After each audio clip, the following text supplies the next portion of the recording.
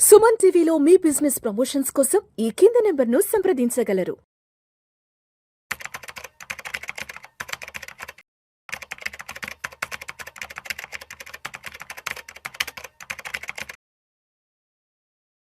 నమస్తే, welcome to Vishnu talks. నేను విష్ణు. ప్రస్తుతం నాతో పాటు amphi registered mutual fund distributor Giribabu గారు ఉన్నారు. సార్తో మాట్లాడదాం. గిరిబాబు గారు నమస్తే సార్. నమస్తే అండి.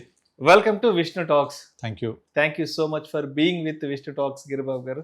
Thank you. గిరిబాబు గారు, మన ఈ మధ్య రీసెంట్గా రిలీజ్ అయిన రాధికా శరత్ కుమార్ గారి తాయి కిలవి సినిమా నిజంగా ఎంత ప్రభంజనం సృష్టించిందో చూసాం. 63 సంవత్సరాల వయసులో రాధికా శరత్ కుమార్ గారు నిజంగా వారి అద్భుతమైన నటన చేసి యావత్ ప్రపంచం, యావత్ దేశమే కొనియాడింది. అంటే 63 సంవత్సరాల వయసులో ఒక 70 సంవత్సరాల వృద్ధురాలి పాత్ర చేయడం చాలా అద్భుతమైన విషయం. నిజంగా ఆ సినిమా చూసినంతసేపు ఆద్యంతం సినిమా నేపథ్యం అంతా కూడా ఉమెన్ ఎంపవర్మెంట్ గురించి, అంటే మహిళా సాధికారత గురించి, మహిళా స్వావలంబన గురించి, మహిళా ఆర్థిక స్వేచ్ఛ గురించి, ఆర్థిక స్వాతంత్ర్యం గురించే చాలా చక్కగా తీశారు ఆ సినిమా. అయితే ఆ సినిమా క్లైమాక్స్ ఉంటుంది, ఒక 5-6 నిమిషాల ఒక సన్నివేశం. ఎంటైర్ ఆ సినిమాకి ఒక ఆయువు పట్టు లాంటి అద్భుతమైన సన్నివేశాన్ని డైరెక్టర్ చాలా చక్కగా చిత్రీకరించారు. చాలా సూటిగా, సుత్తు లేకుండా ఆ సినిమా నేపథ్యం గురించి క్లైమాక్స్లో ఏం చెప్పాలో అంతవరకు చాలా కరెక్ట్గా చెప్పారు సార్. సో మీరు కూడా చూశారు కదా? నేను కూడా చూసాను. సో క్లైమాక్స్ సన్నివేశం ఏంటంటే, ఆవిడ హాస్పిటల్ నుంచి తిరిగి వచ్చాక ఆవిడ మేడ మీద, ఆవిడ మంచం మీద కూర్చొని ఉంటారు.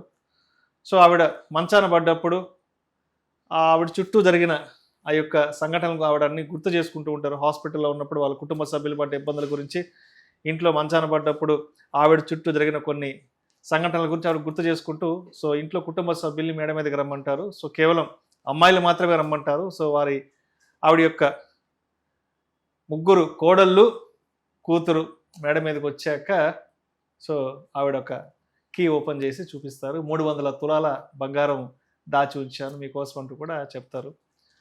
ఆ చెప్పే సన్నివేశంలో మహిళా స్వాతంత్ర్యం గురించి, ఆర్థిక స్వేచ్ఛ గురించి చక్కగా చెప్తారు సార్.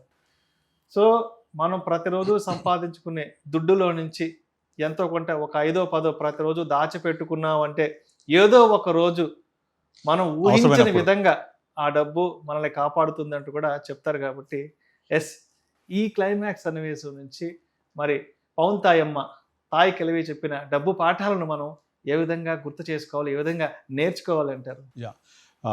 ఈ సినిమా మొత్తం ఆల్మోస్ట్ నియర్ బై 2.5 hours ఉంటుంది. సో ఈ పవన్ తాయమ్మ అనేది నిజమైన real story. 84 years old Pavan Tayamma Madurai, తమిళనాడులో ఒక మారుమూల గ్రామంలో ఇప్పటికీ ఉంది. ఆమె నిజ జీవితాన్నే కథగా తీశారు. ఆమె తన చిన్నప్పటి నుంచి ఎంత కష్టపడుతూ ఈరోజు ఈ స్థితిలో ఉండి ఆమె జీవన స్థితిగతుల గురించి సినిమా రూపంలో కొంచెం డ్రామటైజ్ చేసి తీసుకొచ్చారు. అయితే అది చూసినంతసేపు నాకు నా నిజ జీవితం అంతా గుర్తొచ్చింది. అక్కడ పవన్ తాయమ్మ ఉంటే మాకు నానమ్మ ఇందిరమ్మ గారు ఉండేవాళ్ళు. అయితే నేను ఈరోజు ఇలా ఉన్నానంటే మా నానమ్మ చిన్నప్పటి నుంచి నాకు నేర్పించిన డబ్బు పాఠాలే. నేను 2వ తరగతి చదివేటప్పుడే పోస్ట్ ఆఫీస్, కొత్తగూడెం పోస్ట్ ఆఫీస్లో సేవింగ్స్ అకౌంట్ ఓపెన్ చేసి అందులో 10 రూపాయలు 5 రూపాయలు దాచుకుంటూ వెళ్ళేవాడిని. అవన్నీ కూడా నేను నేర్చుకున్న డబ్బు పాఠాలు, నేను ఇప్పుడు చెప్తున్నా మాట్లాడుతున్న డబ్బు పాఠాలు అన్నిటికీ నేపథ్యం మా నానమ్మ ఇందిరమ్మ చెప్పినాయి. అవన్నీ కూడా ఒకసారి నాకు వెనక్కి వెళ్ళి నేను 20-30 సంవత్సరాల క్రితం ఏమైతే నేర్చుకున్నానో, ఏమైతే ప్రాక్టీస్ చేశానో అవన్నీ నాకు కళ్ళకు గిన్నట్టు కనిపించాయి. ఇప్పుడు ఈవెన్ ఈ సినిమా గొప్పతనం ఏంటంటే, ఈ సినిమా చూసేటప్పుడు ఒక్కరుగా ఇండివిజువల్ చూడకూడదు. తల్లిదండ్రులతో కూర్చోపెట్టుకొని, ఒక భార్యాభర్త తల్లిదండ్రులతో పాటుగా పిల్లల్ని కూడా కూర్చోబెట్టి చూడాలి సినిమా. ఇది 3 జనరేషన్ మూవీ. ఈ సినిమాలో 3 generations కావాల్సిన అన్ని రకాల డబ్బు పాఠాలు ఉన్నాయి ఇందులో. ఇప్పుడు మీరు చెప్పినట్టు లాస్ట్ క్లైమాక్స్లో ఆమె కేవలం ఆడవాళ్ళని మాత్రమే పైకి రమ్మంటది.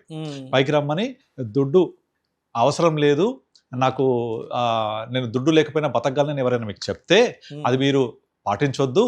అది వాళ్ళ నేపథ్యం, వాళ్ళకి అవసరం లేకపోవచ్చు. కానీ దాన్ని కనుక మీరు అవసరం లేదు కదా డబ్బులు అని మీరు కనుక లైఫ్ లీడ్ చేస్తే రేపు పొద్దున ఇలాగే అమ్మ నాన్న ఇస్తారా, ఇంకెవరైనా ఇస్తారా అని అడుక్కు తినాల్సి వస్తుంది. కనుక మీరు, అందుకే మనం చాలాసార్లు చెప్తుంటాం కదా, ఇప్పుడు ఈ రిచ్నెస్ అనేది మనం రిచ్గా అవ్వాలి, కానీ రిచ్నెస్ కోసం చూపించకూడదు, ఇమిటేషన్ చేయకూడదు ఇంకొకళ్ళని. అంటే వాళ్ళకి డబ్బు అవసరం లేదు, వాళ్ళు చాలా హై రిచ్ లైఫ్ లీడ్ చేస్తున్నారు కాబట్టి నేను అలా ఉంటాను, డబ్బు అవసరం లేదని వాళ్ళని చూసి మనం చూస్తే పులిని చూసిన అక్క వాతలు పెట్టుకున్నట్టు ఉంటుంది. దాన్ని ఎంత సింపుల్గా చెప్పేసింది. సో డబ్బు అవసరం లేదు అనే వాళ్ళ గురించి వాళ్ళు చెప్పిన విషయాలు మీరు పాటించాల్సిన అవసరం లేదు.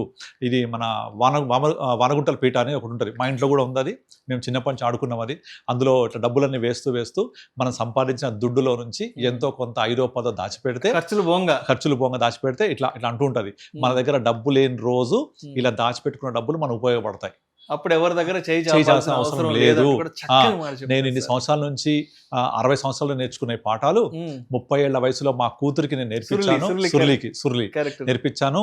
15 సంవత్సరాల వాళ్ళ కూతురు నేర్చుకుంది, వాళ్ళ మనవరాలు, పెద్ద కొడుకు కూతురు ఆమె నేర్చుకుంది.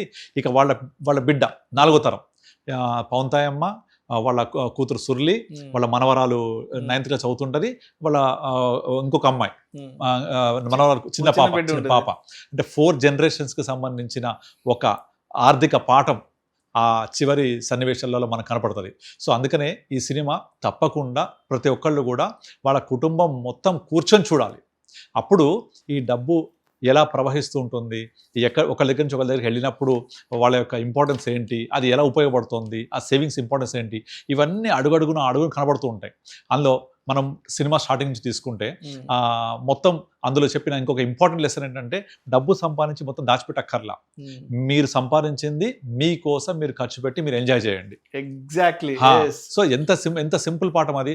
నార్మల్గా చాలా మంది చేసే తప్పు ఏంటంటే, వాళ్ళు సంపాదించింది మొత్తం నోరు కట్టుకొని కడుపు కట్టుకొని అన్ని పొదుపు చేసి సేవ్ చేస్తూ ఉంటే, అందుకే పిసినారులు అందరూ మంచోళ్ళని చెప్తుంటారు. ఎందుకంటే పిసినారులు అందరూ వాళ్ళు తినరు, ఎవరికి పెట్టరు, మొత్తం మూట కట్టి ఇచ్చిపోతారు.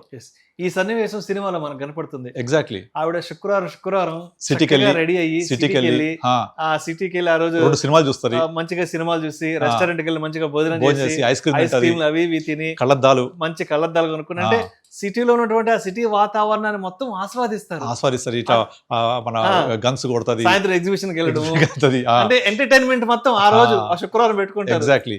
ఇక్కడ ఇంపార్టెంట్ పాయింట్ ఏంటంటే, మనము సంతోషంగా ఉండాలంటే డబ్బులు విచ్చలవిడిగా ఖర్చు పెట్టిన అవసరం లేదు. నచ్చిన ఫుడ్ తినాలి, నచ్చిన సినిమాలు చూడాలి, నచ్చిన బట్టలు వేసుకోవాలి, నచ్చిన ప్రదేశానికి వెళ్ళాలి, నచ్చిన మనుషులతో ఉండాలి. That's all. That gives you happiness. అందుకే నేను చాలాసార్లు చెప్తూ ఉంటాను, మీరు హ్యాపీనెస్ అనేది ఒక లైఫ్లో ఒక భాగం. మీరు ఈ సంపాదించే సంపాదన, ఈ కష్టపడేది, ఇదంతా కూడా సంతోషంగా ఉండడం కోసం మాత్రమే. అందుకే పెద్దయ్యాక నువ్వేమవుతావు అంటే, సంతోషంగా బతుకుతాను అని చెప్పాలి. ఆ సంతోషం కోసం ఏం చేయాలి? ఈ సంతోషం ఎవరితో ఉండాలి? ఈ సంతోషం అంటే ఏంటి? ఏం లేదు.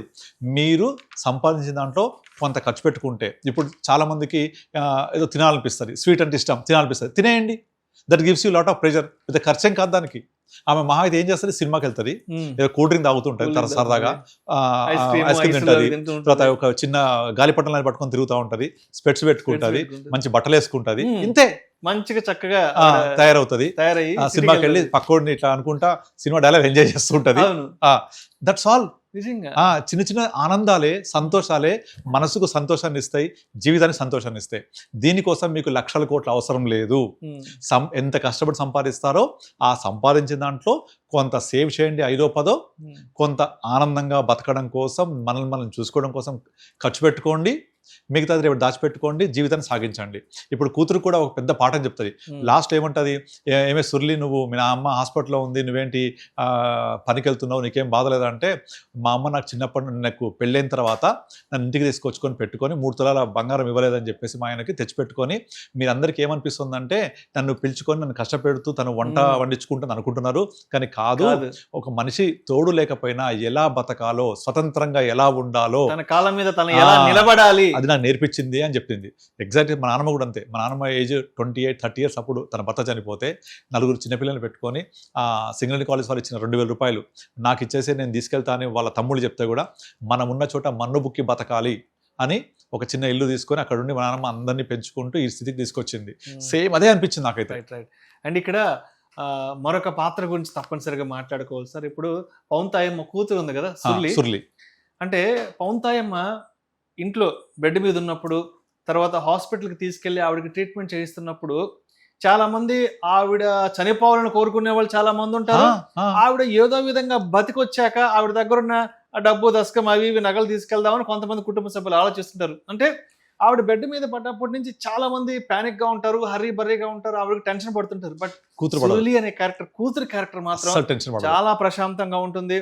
ఆవిడ రెగ్యులర్ రొటీన్, డైలీ రొటీన్ ఏదైతే ఉంటుందో అది యాస్టీజ్గా చేసుకుంటూ ఉంటుంది. తన ఇంట్లో జాకెట్లు కుట్టుకుంటూ ఉంటుంది. అదేవిధంగా తను పొలానికి వెళ్ళి తను పొలం పనులు చూసుకుంటూ ఉంటుంది. అంటే మిగతా క్యారెక్టర్ల మొత్తం ఆవిడ దగ్గరున్న డబ్బు కోసం తాపత్రయపడుతూ ఉంటారు. అంటే ఆవిడ దగ్గర అప్పు తీసుకున్న వాళ్ళేమో ఆవిడ చనిపోతే అప్పు కట్టాల్సిన పని లేదని కొంతమంది సంతోషం వ్యక్తపరుస్తుంటారు. ఇంకొంతమంది కుటుంబ సభ్యులేమో అరే ఆవిడ చనిపోతే ఆవిడ దగ్గర ఉన్న డబ్బు నగలు అవి ఏమైనా ఉంటే మిస్ అయిపోతామని చెప్పి కొంతమంది ఆవిడ బతకాలని కోరుకుంటారు. బట్ ఎలాంటి టెన్షన్ లేకుండా, ఎలాంటి బాధలు బందీలు లేకుండా సురళి క్యారెక్టర్ మాత్రం చాలా ప్రశాంతంగా ఉంటుంది. అంటే డైరెక్టర్ ఇక్కడ ముందే చూపించేశాడు. అంటే వాళ్ళ అమ్మ ఇచ్చిన ఆర్థిక స్వేచ్ఛ, ఆర్థిక స్వేచ్ఛని తను ఎలా స్వేచ్ఛగా బతకాలి, స్వతంత్రంగా బతకాలి, ఆర్థిక స్వావలంబన ఉంటేనే కదా సాధ్యం అది. కనుక మా అమ్మ హాస్పిటల్ ఉంది కదా ఏడుస్తూ కూర్చుంటే మా అమ్మ పొరకచ్చి కొట్టి కొడుతుంది నన్ను, కనుక నేను అలా ఉండకూడదు అని తను పని మీద ధ్యాస పెట్టి ఓకే నేను ఏడ్చినంత మాత్రాన హాస్పిటల్ రాదు కదా, కానీ నేను బతకాలి కదా రేపు పొద్దున, నా బతకడం కోసం నేను నా కష్టపడుతూ ఉండాలి. ఇదే మా అమ్మ నేర్పించింది. ఇప్పుడు మా అమ్మ హాస్పిటల్ ఉన్నప్పుడు కూడా నేను ఈ పని అవలంబించకపోతే నాకు అది అర్థం లేదు. ఆమె దగ్గర నేర్చుకున్న పాఠాలు ఇది మనకు నిజంగా ప్రతి ఒక్కళ్ళకు వాళ్ళ లైఫ్లో నేర్చుకోవాల్సిన పెద్ద పాఠాలు. మనం పని చేయాలంటే అందరికీ వైట్ కలర్ జాబే అక్కర్లేదు, పెద్ద పెద్ద స్కిల్ జాబ్స్ అక్కర్లేదు. చాలామంది చెప్తూ ఉంటారు ఇప్పుడు అరే నువ్వేంట్రా జాబ్ చేయట్లేదు అంటే నాకు సరైన జాబ్ దొరకలేదు అని. మనకు సరైన జాబ్ దొరకకపోతే దొరికిన జాబ్ చేయాలి, మనం బిజీగా ఉండాలి, సంపాదిస్తూ ఉండాలి. ఆటోమేటిక్గా మనకు ఒక ఆర్థిక స్వేచ్ఛ వస్తే మన నేపథ్యం, మన దృక్పథం, మన ఆలోచన విధానం అన్నీ మారిపోతాయి. అందుకే ఈ సినిమా ఒక కుటుంబంలో ఒకళ్ళు కాదు 3 generations చూడదగ్గ నేర్చుకోదగ్గ పాఠాలు ఉన్నాయి. ఇప్పుడు ఆవిడ కూతురు క్యారెక్టర్ సురళి క్యారెక్టర్ అంటే డైరెక్టర్ చాలా చక్కగా డిజైన్ చేశాడు. అంటే సినిమా చూస్తున్నంతసేపు అందరికీ ఒక డౌట్ ఉంటుంది, ఏంట్రా అందరూ ఇంట్లో టెన్షన్గా ఉంటున్నారు, ఈవిడ మాత్రం ఎందుకు ఇంత ప్రశాంతంగా ఉంది అని మేబీ సినిమా చూస్తున్నప్పుడు మీరు ఆలోచించుంటారు, నేను ఆలోచించాను. ఏంటి ఈవిడ హ్యాపీగా ఏదో జాకెట్లు కుట్టుకుంటూ ఉంది, పొలం పనికి వెళ్ళి పొలం పనులు చూసుకుంటుందంటే, బట్ డైరెక్టరు పరోక్షంగా ఆవిడ యొక్క ఆర్థిక స్వావలంబన ఏంటి ఎందుకు అనేది మెసేజ్ అలా ఇచ్చాడు, మెసేజ్ ఆడియన్స్కి ఇచ్చాడు. ఇంకొకటి ఇప్పుడు మన మొదట్లో సినిమా బిగినింగ్ లో ఒకళ్ళ ఇంటికి వెళ్తుంది దుడ్డు వసూలు చేయడానికి, వడ్డీ వసూలుకి వెళ్తే లోపల ఉండి పుస్తకాలు తీసేస్తుంది. చిన్న పిల్లగాడి చొక్కా తీసేసి వాడికి పాత చొక్కా ఉంటుంది, బనీన్ ఉంటుంది, అరే కొంచెం ముఖం ఏడుపులో మనం పెట్టరా అంటది. వాళ్ళ భర్త గోడ చాటును ఉంటారు. ఎలాగానే ఏంటి డబ్బులు లేవా అని చెప్పేసి దాన్ని తిట్టుకుంటూ వాళ్ళ పిల్లోడి చేతిలో ఉండే ₹2 లాక్కుంటుంది. మీ నాన్న కట్టాల్సిన వడ్డీ జమ చేసుకుంటారు అని ఆ ఇంట్లోకి వెళ్తున్నప్పుడు బయట వాళ్ళ అత్త ఒక చిన్న సట్టిలో గంజి తింటూ ఉంటది. ఏమే మీ కోడలు పెట్టలేదా అంటే నీలాగా దొరుకుతుందా నాకు, ఏదో తింటున్నా అంటది. అంటే it's a clear cut message. మీరు కనుక మీ యొక్క ఆర్థిక స్వేచ్ఛ కోల్పోకపోతే నచ్చినట్టుగా బతకొచ్చు, మీ ఆర్థిక స్వేచ్ఛ కోల్పోతే అలా పెట్టినట్టు తినాల్సి వస్తుంది, పెట్టింది తినాల్సి వస్తుంది, నచ్చింది కాదు. ఈవెన్ సినిమా మధ్యలో అసలు ఎందుకురా వీళ్ళతో విడిపోయారని ఒక క్లైమాక్స్లో బ్యాక్గ్రౌండ్ స్టోరీ చెప్తూ ఉంటారు. అప్పుడు ఈ ఇల్లు, పొలము ఇవన్నీ కూడా కొడుకులకు చెందుతాయి, గోల్డ్ ఏమో కూతురుకు చెందుద్ది ఆ ఊరి సంప్రదాయం ప్రకారంగా. అయితే ఆ ఊర్లో ఉన్న అన్ని ఇళ్లలో ఈ ఒక్క ఇల్లు మాత్రమే లేడీ పేరు మీద ఉంటది. చూసారా, లేడీ ఒక్క ఇల్లు మాత్రమే తన పేరు ఉంటది. మనం చూపిస్తారు కదా టైటిల్స్ అన్ని చూపిస్తారు.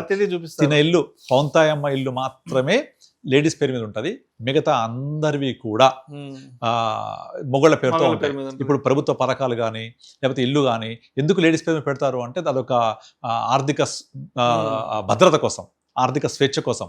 తన పేరు మీద ఉంటే నాకంటూ ఒక ఆస్తి ఉంది, నాకంటూ ఒక నీడ ఉంది, నాకంటూ బతకడానికి ఒక ప్రదేశం ఉంది అనే ఒక థాట్ ఉంటుంది. అది ప్రతి ఒక్కళ్ళకు కూడా చాలా శక్తినిస్తుంది. ఇది కూడా అదే చూపిస్తుంది. అంటే ఇంట్లో అంటే మన పెద్దవాళ్ళు ఎప్పుడో చెప్పారు సార్, మన పూర్వీకులు ఎప్పుడో చెప్పారు, ఇంట్లో స్త్రీ కనుక చదువుకుని ఉంటే, ఆవిడ కనుక అక్షరాస్యత ఉంటే ఆ కుటుంబంలో నెక్స్ట్ జనరేషన్స్ అన్ని అబ్వియస్గా కూడా ఈ సినిమాలో అది కూడా మనకు టచ్ చేస్తారు. సుర్లి చెప్తుంది కదా వాళ్ళ వదినలతోటి, యాక్చువల్గా మీరు పెళ్ళైన కొత్తలో మధ్యాహ్నం పూట సినిమా పోతుంటే మా అమ్మ తిట్టేది, మధ్యాహ్నం పడుకుంటే తిట్టి ఏరా ఎందుకు పడుకుంటున్నావు, పొలం పనులు పోచని తిడుతుండేది. అంటే వాళ్ళ కూతురేమో స్కూల్ పంపించేసి స్కూల్ నుంచి తీసుకొచ్చేటప్పుడు కనీసం నేర్చుకుంటే ఒక కనీసం ఏదో ఎక్కాలు చేసుకొని లెక్కలు నేర్చుకుంటే లెక్కలు నేర్చుకుంటే బతకొచ్చు. చాలు, అంతవరకు చాలు బతకడానికి. చాలు బతకడానికి. నాలుగు లెక్కలు నేర్చుకుంటే ఆ చాలు. ఆ బతకడానికి కావాల్సిన ఆ మాత్రం అక్షర జ్ఞానం ఉండాలి అని ఆ. కూతురు నేర్పించింది. కోడళ్ళకు కూడా అలా ఊరికి తిని తొంగి ఉంటే ఏముంటది, మీరు కనీసం వెళ్ళి పని చేసుకోండి అని కోడలకు చెప్తుంటే కోడలకు అది వ్యతిరేకంలా కనిపిస్తుంది. మా అత్త మమ్మల్ని ఎంజాయ్ చేయనియదు, మా అత్త మమ్మల్ని పడుకోనియదు అని వాళ్ళు నెగిటివ్ తీసుకుంటారు. అదే సుర్లి ఏమో పాజిటివ్ తీసుకొని పని చేసుకొని ఎలా బతకాలో నేర్చుకుంది. దాన్ని నెగిటివ్ తీసుకున్న కోడలేమో అలా అడుక్కు తింటూ పోయారు. ఎప్పుడు మా అత్త చచ్చిపోద్దా, ఎప్పుడు డబ్బులు వస్తాయా అని వాళ్ళ బంగారం తాకట్టు పెట్టి దాని మీద ఆలోచన ఉంది. ఇవట్లా కాదు, దానికి సంబంధం లేదు. సుర్లి క్యారెక్టర్ నేను పనిచేస్తూ పోతే నాకు ఆర్థికంగా నేను స్వేచ్ఛగా బతకగలను అనేది ఆ షేడ్లో చూపిస్తారు. కానీ వీళ్ళు పని చేయకుండా బద్ధకంతో ఉండి డబ్బుని ఎలా రాబట్టాలని వీళ్ళు కుట్రలు కుతంత్రాలు వండుతూ ఉంటారు పక్క నుంచి. ఇక్కడ 2 క్యారెక్టర్స్ మనకు ఒకే ఇంట్లో కనబడుతూ ఉంటాయి. అందుకే ఈ సినిమా 3 జనరేషన్స్ కలిసి కూర్చొని చూడాలని చెప్పింది నేను. ఇంకోటి ఇంపార్టెంట్ ఏంటి, అంబులెన్స్ సీన్. అంబులెన్స్ అక్కడ వాళ్ళ 3వ కొడుకు మన సెల్వా, వాడికి కనువిప్పు కలిగే ప్రదేశం అది, టైం అది. అక్కడ ఒకడు బయట గొడవ పడుతుంటారు. మనం అనుకుంటాం ఏంటి అంబులెన్స్ డ్రైవర్ రావట్లేదు ఏంటి, అక్కడ చావు బతుకు మధ్య ఉన్నారు అనుకుంటే అదంతా ముందే తెలుసు వాళ్ళకి అనుకున్నారు. కానీ అక్కడ ముందే ప్లాన్ స్టోరీ అది. అక్కడ అంబులెన్స్ సీన్ లో ఆ అంబులెన్స్ డ్రైవర్ చెప్తుంటాడు, ప్రపంచంలో డబ్బు లేక పిల్లల్ని చంపిన తల్లిదండ్రులు మనం చూడం, ఎక్కడ ఉండరు. కానీ అదే తల్లిదండ్రులని పిల్లలు చూసుకున్న సందర్భాలు చాలా తక్కువ కనపడుతుంటాయి మనకు. అంటే ఒక పక్క తల్లిదండ్రులేమో వాళ్ళ యొక్క జీవితాన్ని దారబోసి పిల్లల్ని కాపాడుకుంటూ ఉంటారు. ఏ తల్లిదండ్రి కూడా తన డబ్బు లేక పిల్లల్ని చంపేసుకున్న సందర్భాలు కనిపించవు మనకు. కానీ ఇదంతా మీకు తల్లిదండ్రులు వృద్ధాప్యంలోకి వెళ్ళిన తర్వాత వాళ్ళ పోషణ బరువు అయిపోయి భారం అయిపోయి వదిలించుకోవాలని చూసే వాళ్ళే ఉన్నారు తప్ప ఇది చాలా సహజంగా రోజుల్లో జరుగుతున్న రోజు చూసే సన్నివేశం సార్. ఇది కొత్త ఏమో కానీ ఇలాంటి రోజు చాలా జరుగుతూ ఉంటాయి. చాలా మెసేజ్ అనేది చాలా క్లియర్ గా ఉంది, మనసుకి హత్తుకునేది. ఇక్కడ మనం నేర్చుకోవాల్సిన పాఠం ఏంటంటే, నార్మల్ గా అదే వృద్ధులకి అదే తల్లిదండ్రులకు వాళ్లకు ఒక ఆర్థిక స్వేచ్ఛ ఉండి వాళ్ళ చేతి నిండా డబ్బులు ఉండి ఎవరి మీద డిపెండ్ అవ్వకపోతే అలాంటి కర్మ పట్టదు కదా వాళ్ళకు.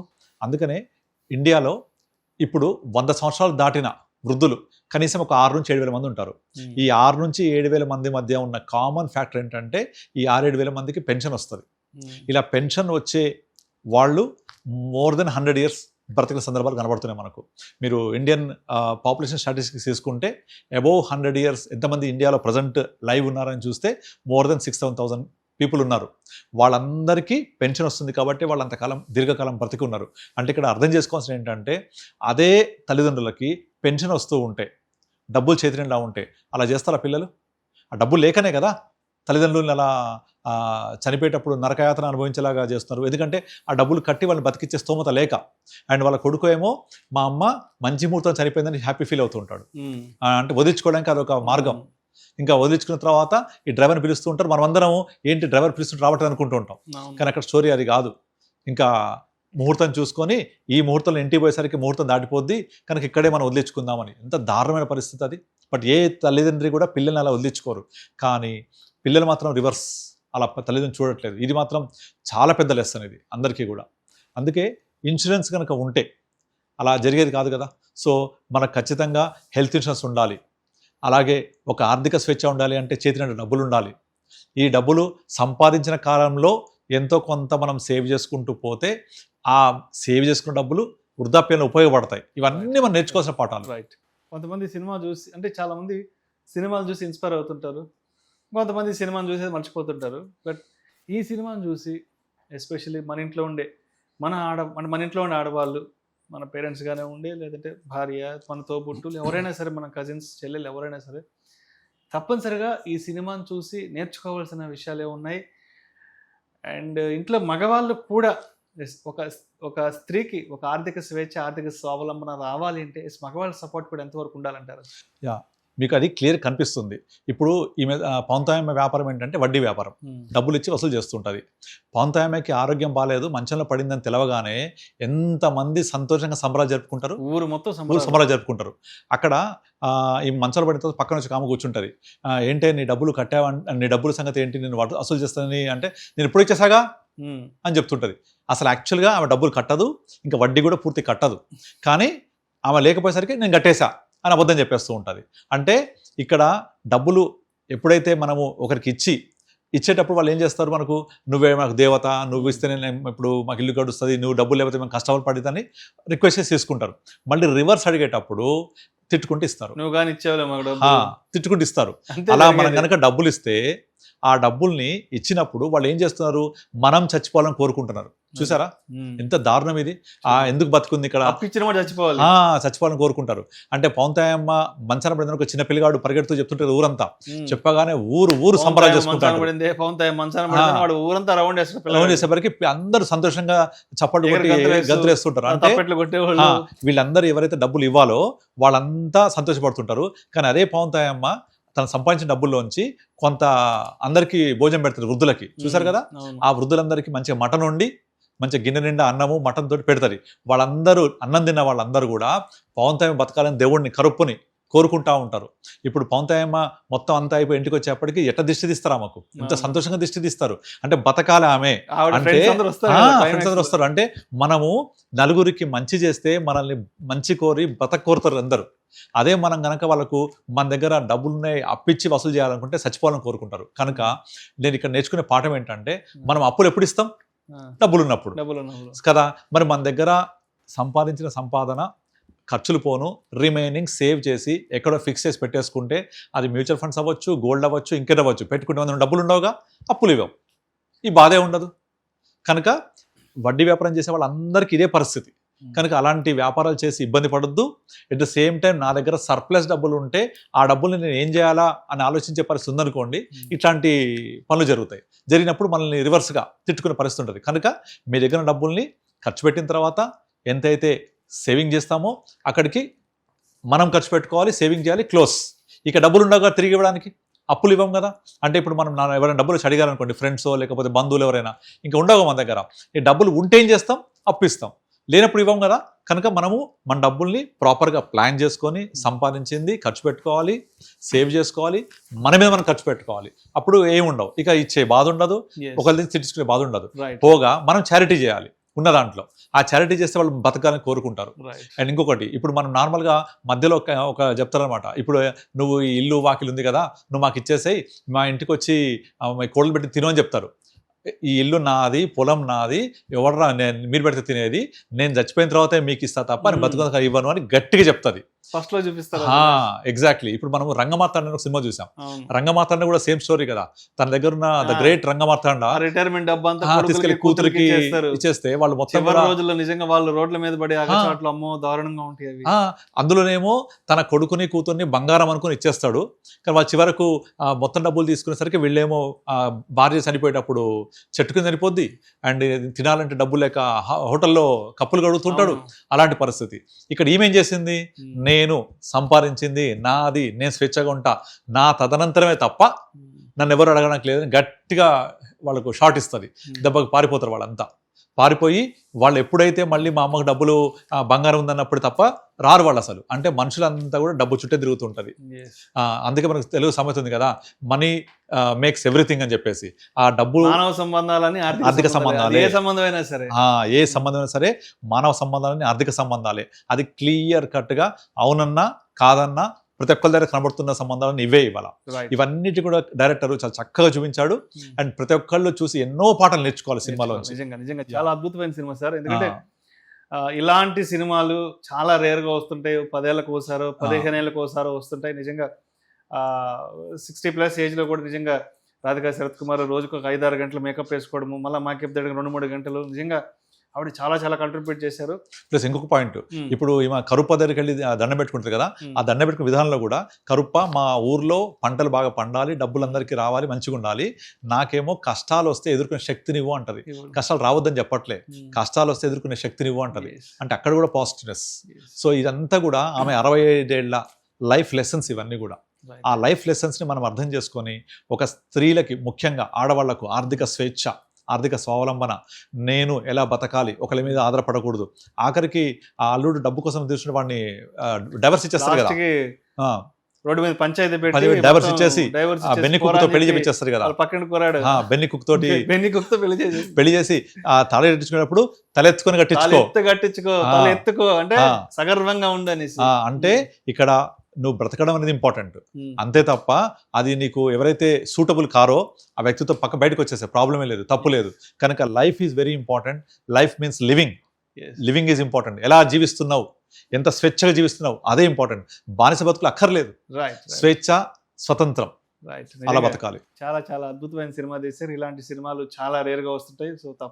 సో తప్పకుండా ప్రతి ఒక్కరూ మంచి సినిమాని ఎప్పుడూ చూడాలి, మంచి సినిమాని ఆదరించాలి, మంచి సినిమా నుంచి మంచి విషయాలు తప్పకుండా నేర్చుకోవాలి. నిజంగా డెఫినెట్గా ఈ సినిమా నేషనల్ అవార్డు విన్నింగ్కి వెళ్ళాలని మనస్ఫూర్తిగా కోరుకుందాం సార్.